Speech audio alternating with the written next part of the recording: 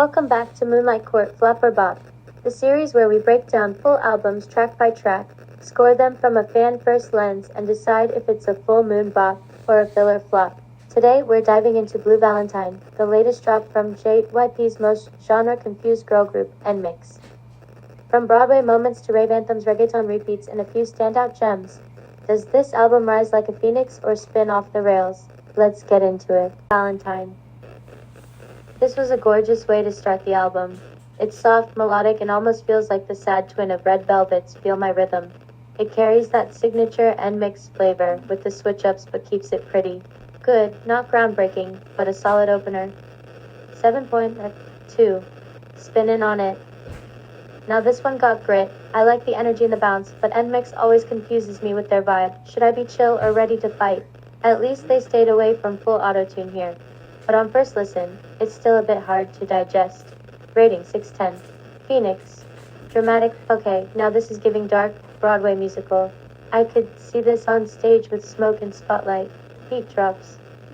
The ad-libs felt like Mario power-ups though. Cool vibe, just nothing that totally clicks in 10.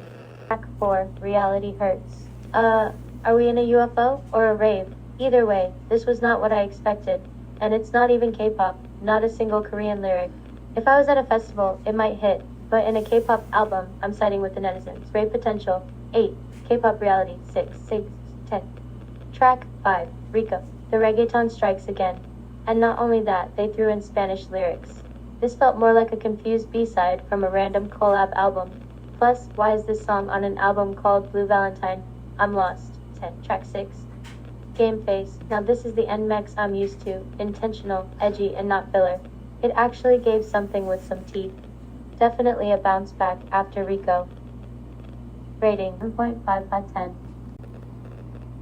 Track 7, Podium. Honestly, I like the build up here. Even with the reggaeton bass again, it's catchy. But what killed me was that Alvin and the Chipmunks helium voice in the middle. Like, why? Still, this might be one of the best songs on the album. Rating 8/10. 8. Crush on You. Back to copy-paste reggaeton. The bridge gave a flicker of real NMIXX, but the rest felt tweeny. Same beat, same vibe, forgettable outside of the bridge. Rating 10. Track 9, Adore You. Finally a break from the reggaeton curse. This one felt like a breath of fresh air and a mini standout. Smooth, listenable, and didn't annoy me, which at this point is a win. Air horn aspects. Rating 8/10. Track 10, Shape of Love. Sighs with relief. Finally, a track that hits the mark. It's mystical, emotional, and definitely my favorite on the album. Seriously, I even teared up listening to it. This one's a keeper. Rating 9. No verdict. No verdict. 7.1/10. Blue Valentine had potential, but the reggaeton trend felt overdone. Highlights, Game Face, Adore You, and Shape of Love. Room for improvement. Ditch the trend, focus on creative, impactful music. Here's hoping the next comeback rises above the mid and becomes a standout. Alright, that's the full rundown on Blue Valentine. NMIXX gave us a few sparkles in the dark, but let's be real, this ain't the era that's gonna silence the haters. Still, Shape of Love deserved a standing ovation. And if that's the direction they go next, we might just be seated for real. Tell me your thoughts in the comments. Was Blue Valentine a playlist staple or a skip-a-thon? Don't forget to like, subscribe, and turn on notifications so you never miss a drop.